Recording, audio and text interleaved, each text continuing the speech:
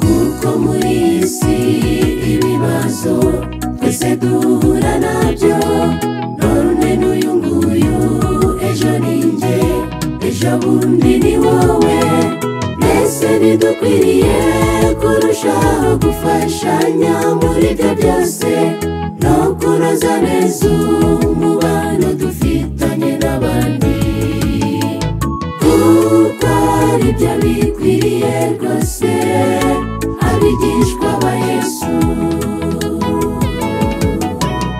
Ihanganisha uwo muntu, isomo rimukomeza, rimwibutsa amasezerano Uwiteka amufitiye.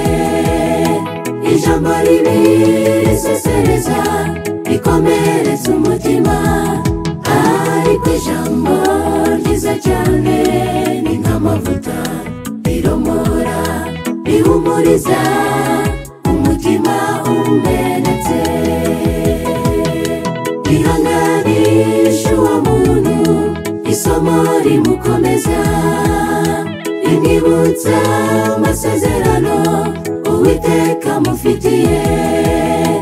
Ijambo ribi risesereza, rikomeretsa umutima, ariko ijambo ryiza cyane ni nk'amavuta, riromora, rihumuriza umutima umenetse.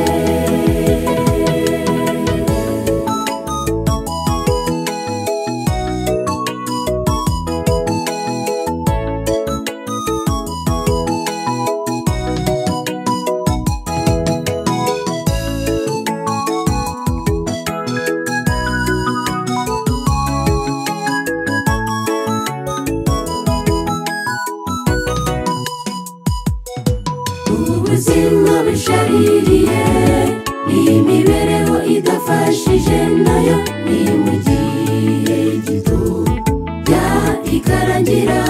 Yesu naza azahindura byose bibe bishya, tube mu mahoro. Ntabwo tuzongera kubabazwa izi ndwara ziteye, yewe n'ubukene tuzaba tugiye ukubiri nabwo. Mbese niwakwemera kwihangana mu gihe tugitegereje Uwiteka Imana, mizero y'abatuye isi bose, natwe niwe duhanzeho amaso, niwe uzaturuhura. Ihanganisha uwo muntu, isomo rimukomeza, rimwibutsa amasezerano Uwiteka amufitiye. Ijambo ribi risesereza, rikomeretsa umutima, ariko ijambo ryiza cyane ni nk'amavuta, riromora, rihumuriza umutima umenetse.